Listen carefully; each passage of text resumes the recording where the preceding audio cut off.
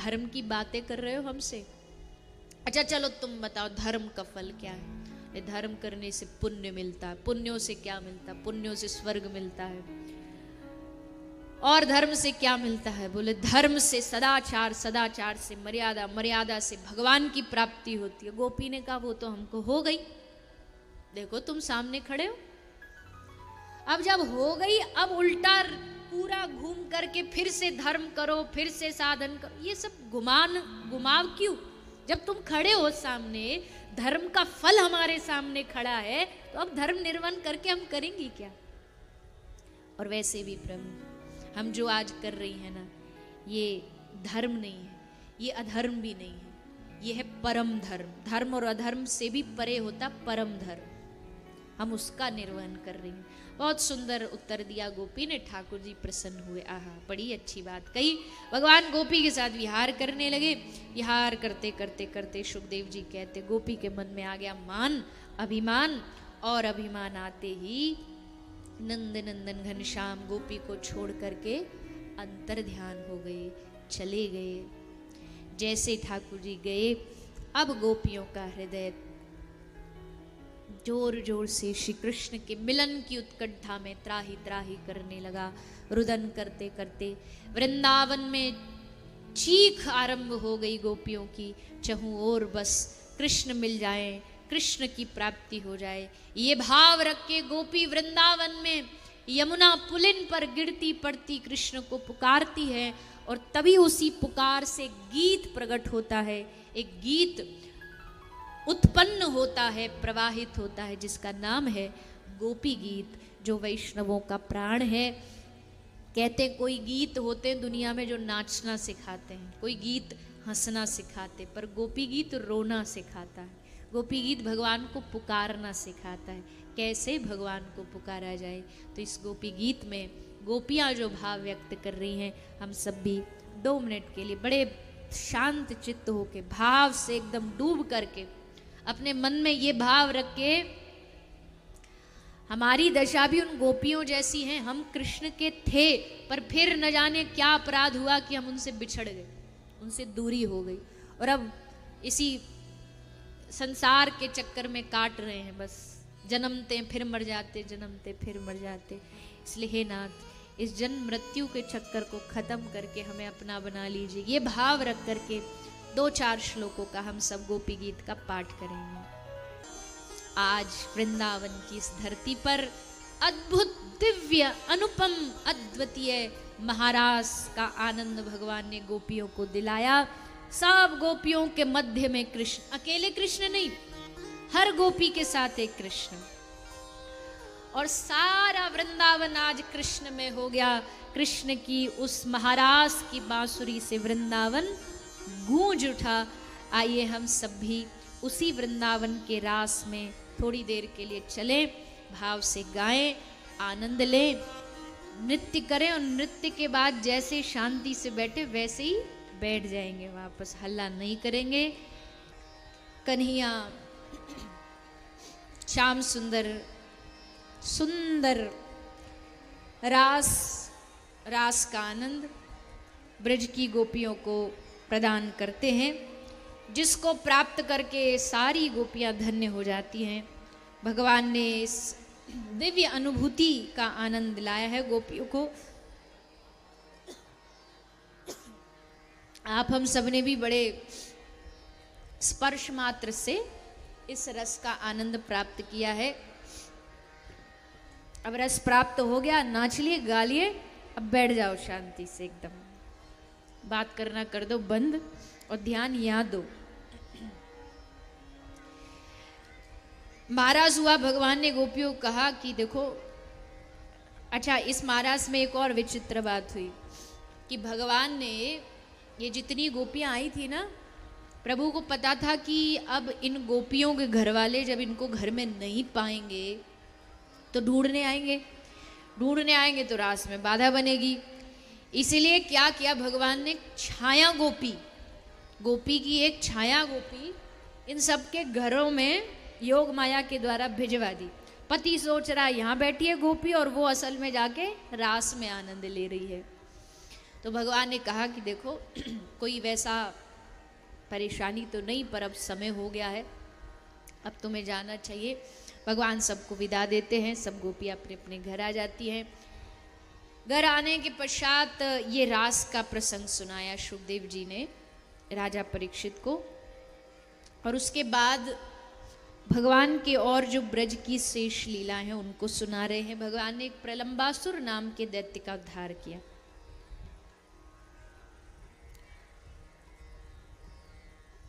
प्रलंबासुर एक दैत्य के रूप में आया था, भगवान ने उसका उद्धार किया। भगवान ने धेनुकासुर का उद्धार किया है।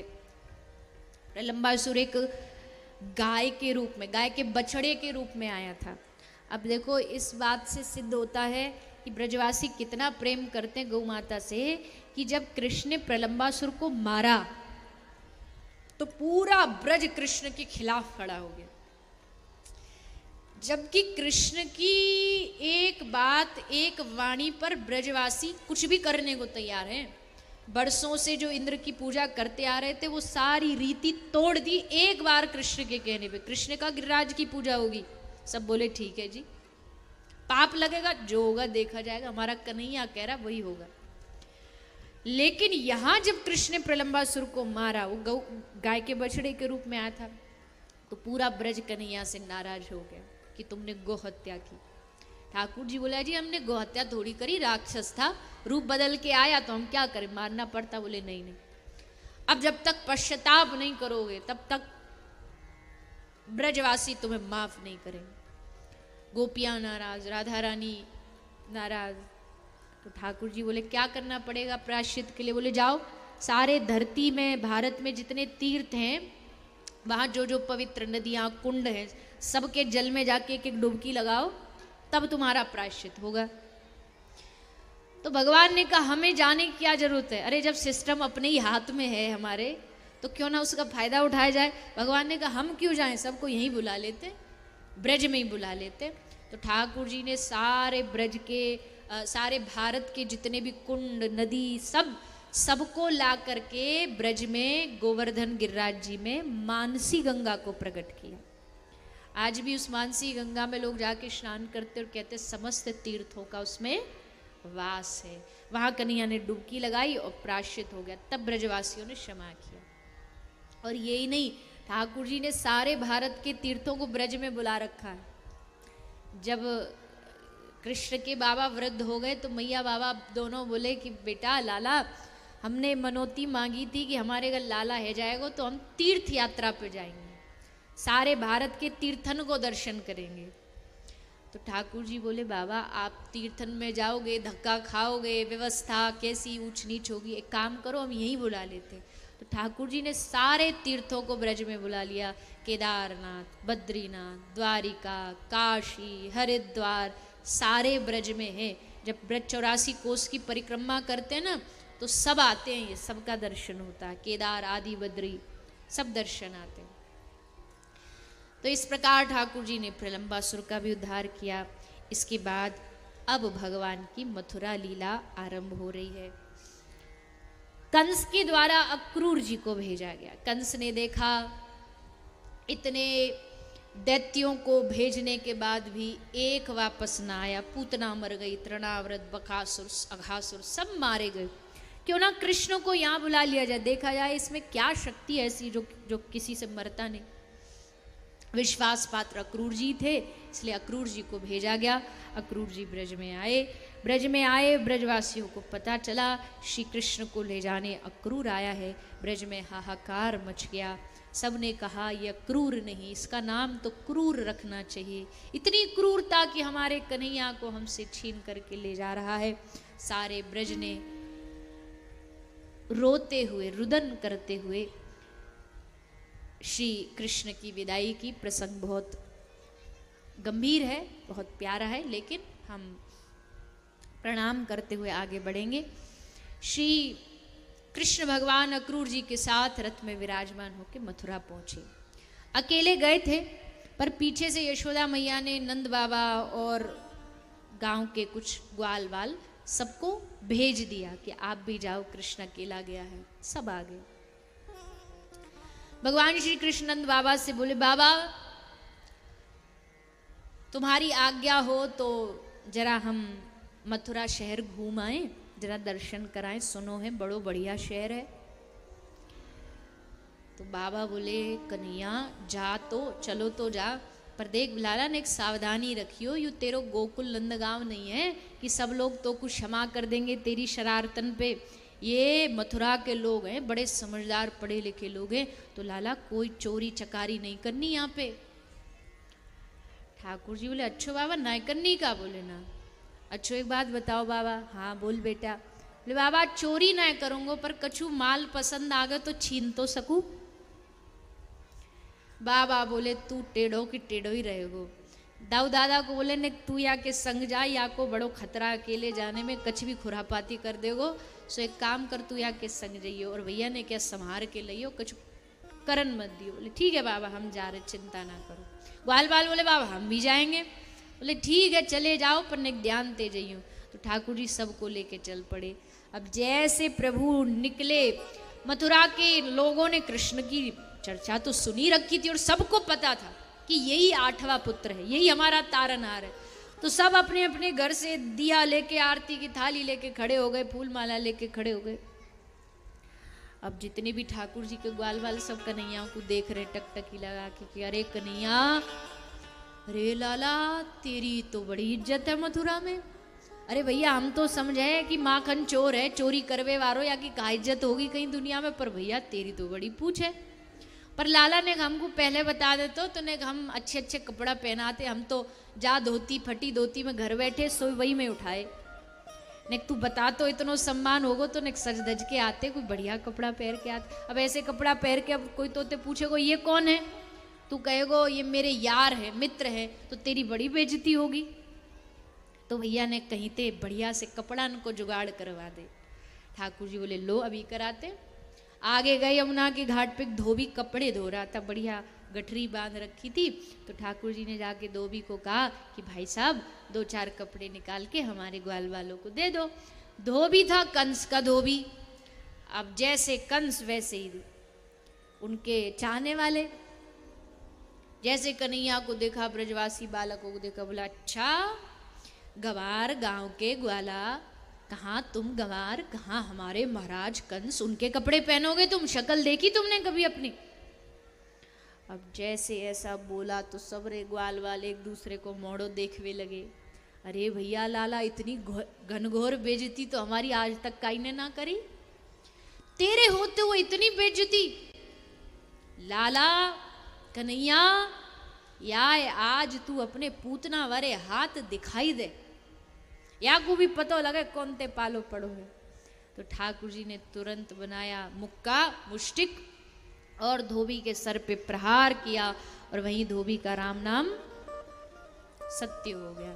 ठाकुर जी बोले लो उठाओ, जा जा को जो पसंद आ रहा हो पहन लो। अब पहर तो लिए, पर कहाँ महाराज कंस हट्टे तगड़े एकदम, और कहाँ ये बेचारे गांव के दुबले पतले से ब्राह्मण देवता। तो महाराज कंस के एक एक कुर्ता में 2-2 3-3 फिट हो गए। एक आध ने पहरे तो हाथ कहीं जा रहे, पाम कहीं जा रहे, कन्हैया ते कह रहे लाला ने देख के बता हम कैसे लग रहे हैं। ठाकुर जी बोले एक नंबर को कार्टून लग रहे हो तू। बाल बाल बोले याद है तो हम पहले ही बढ़िया है भैया, ऐसे जाएंगे तो और बाल बच्चे हमारे पीछे भग भग के कहेंगे पागल आ गए मथुरा में। ठाकुर जी बोले घबराओ नहीं, हमारी व्यवस्था हर जगह हम बना लेते। आगे बढ़े तो मथुरा में एक दर्जी रहता था, भगवान का प्रेमी था। भगवान ने उसको आज्ञा दी कि भैया हमारे ग्वाल बालों की ने फिटिंग कर दे कपड़ों की, तो उसने बढ़िया एकदम चकाचक फिटिंग कर दी।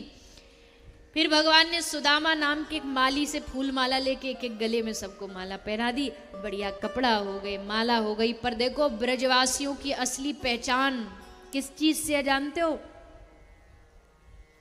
बोलो। हाँ समझते तो हो। माथे पे बढ़िया सा लंबा सा चंदन, पीला और लाल और जितने वैरायटी के चंदन है सब आपको ब्रजवासी के माथे पे मिल जाएंगे। पूरा भर के एकदम रखते हैं ब्रजवासी। ब्रज में पंडा जी जो होते देखो कैसे चंदन लगाते। और कुछ नहीं मिलता तो ब्रज की रज को लगाएंगे, पूरा ब्रज रज मुख पे लगा लेंगे। तो चंदन ये हमारी पहचान है। और ब्रजवासी नहीं, हर एक व्यक्ति को चंदन तो लगाना ही चाहिए। चंदन से बहुत लाभ होते हैं। आप देखो, आप सब कथा में आते हो, दो चार लोग चंदन लगा, यहाँ शायद लगाया जाता है, तो कितने बढ़िया लगते हो, टीवी में कितने सुंदर लगते हो। घर जाओगे तो घर वाले भी कहेंगे ये तो हो गया बाबा जी, बस अब तो ये संग ही जाएगा वृंदावन में। चंदन लगाने से ही देखो आप भगवान के गिने जाने लगते हो। जो चंदन, मान लो शहर में कोई एक आदमी चंदन लगाता हो ना, तो कई लोग कहते हैं कि हमको लोग बोलते हैं अरे देखो वो राधे राधे वाला आ रहा है। तो देखो इससे बड़ी पहचान कोई हो सकती है कि आपको ये कहा जाए कि राधे राधे वाला है। जुड़ गया ना रिश्ता राधा रानी से, जुड़ गया ठाकुर जी से रिश्ता। तो चंदन लगाने में कभी संकोच नहीं करना चाहिए, शर्म नहीं करनी चाहिए। ये हमारी पहचान है। जिस संप्रदाय के हो उस संप्रदाय का लगाओ, जो गुरु का है, गुरु प्रदत्त वो लगाओ। कुछ भी नहीं तो थोड़ा तो चंदन लगा ही सकते हो। चंदन लगा के माथे पर समस्त पापों का नाश होता है, समस्त अज्ञानता का नाश होता है। तो शर्माइए नहीं, इसमें शर्म की क्या बात। गले में कंठी पहनने में तो शर्म आती है।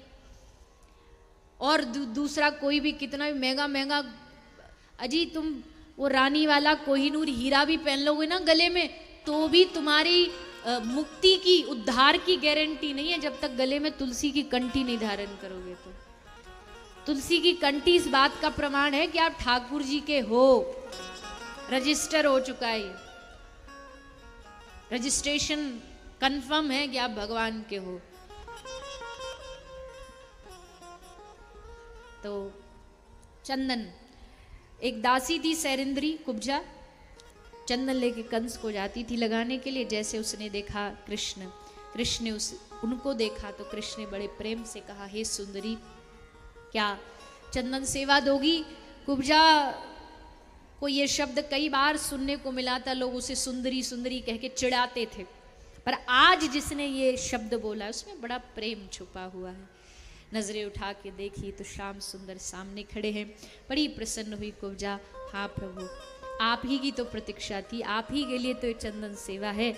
चंदन अर्पित किया, भगवान ने कुब्जा की उस विकृति को दूर कर दिया और कुब्जा एक बड़ी सुंदर नारी बन गई।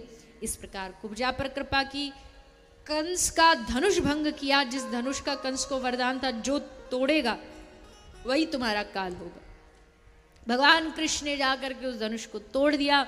घबराया कंस, कांपने लगा। रात दिन चारों ओर बस कृष्ण ही कृष्ण नजर आ रहा कि अब मेरी मौत नजदीक है। अखाड़ा युद्ध भूमि तैयार कर दी गई, बड़े बड़े योद्धाओं को बुलाया गया। चारों ओर मुष्टिक तोषल योद्धा आए। भगवान ने सबके साथ एक एक दो दो हाथ करके सबको पटक लगा के गिरा दिया। और अंत में श्री कृष्ण कंस के सिंहासन पर चढ़े, कंस को पकड़ा। कंस चीखता रहा, चिल्लाता रहा। भगवान कृष्ण ने उसके केश पकड़ के जोर से उसको पटका। आके कंस धरा पर गिरा और वहीं कंस का उद्धार हो गया। चारों ओर से देवता पुष्प बरसाने लगे। पृथ्वी का भार कम हुआ। आज इस आताताई का नाश हुआ। कंस के और छोटे 8 भाई थे, उनका भी भगवान ने उद्धार किया। नाना उग्रसेन को मथुरा का राजा बनाया, माता पिता को कारागार से मुक्त करा। और फिर भगवान गए उज्जैन विद्या अध्ययन करने के लिए। विद्या अध्ययन करके आते हैं, ब्रज की बहुत याद आती है, इसलिए उद्धव जी को संदेश लेकर के ब्रज में भेजा गया। वो प्रसंग भी बड़ा सुंदर, बड़ा प्यारा है। लेकिन कुछ प्रसंग को संक्षेप में, कुछ को विस्तार से ऐसे श्रवण करते हुए हम आगे बढ़ रहे हैं, क्योंकि आज ठाकुर जी का विवाह उत्सव भी है, तो उसका भी हम सब उत्सव मनाएंगे। यहाँ पर ठाकुर जी का विवाह का आनंद प्राप्त करेंगे। उससे पूर्व आइए 2 मिनट के लिए अंतिम में जो स्वागत बेला है अतिथियों की, उसको श्रवण करेंगे और उसके बाद पुनः हम सभी कथा प्रसंग की ओर प्रवेश करें। तो रुक्मणी जी कहते क्या नाम लूं, कोई कहता गोकुल का, कोई कहता मथुरा का, कोई कहता द्वारिका का। ऐसा भाव माता रुक्मणी व्यक्त करती हैं। पत्र लिखा, भगवान ने उस भाव को स्वीकार किया। रुक्मणी जी आज माता पार्वती के पूजन के लिए आई थी। पूजन हुआ, माता से भगवान को पति रूप में पाने का वरदान मांगा और फिर इधर शिशुपाल बारात लेकर के तैयार होकर के पहुंचा। किंतु द्वारिकाधीश श्री कृष्ण रथ पर विराजमान होकर के आए। अपने स्वरूप को इतना सुंदर बनाया कि सारे द्वारपाल ठगे की ठगे रह गए, देखते रह गए, किसी को समझ आया नहीं।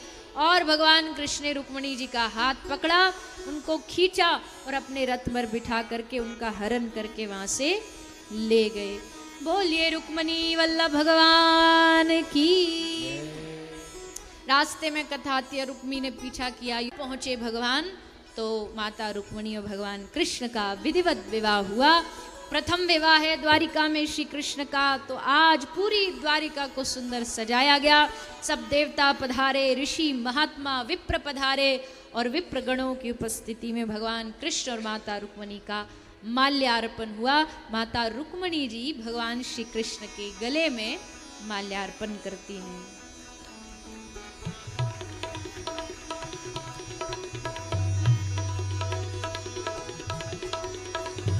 भगवान श्री कृष्ण माता रुक्मिणी के गले में माल्यार्पण करते हैं और दोनों का विवाह संपन्न होता है। इस विवाह में हम सब भी आए हैं, कोई बाराती बन के, कोई घराती बन के, और सब इस विवाह में हम सब सम्मिलित हो रहे हैं।